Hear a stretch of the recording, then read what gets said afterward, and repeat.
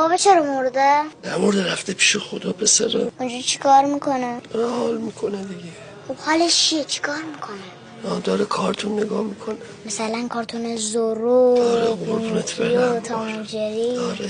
آره اینا رو داره نگاه میکنه، کیف میکنه. آقا جون من میخوام برم پیش بابام.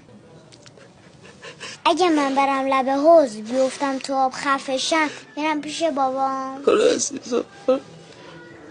چی؟ گفتم که اگه من برم لب حوض بیفتم تو آب خفشم میرم پیش بابام. یعنی حرفا نزنی ها.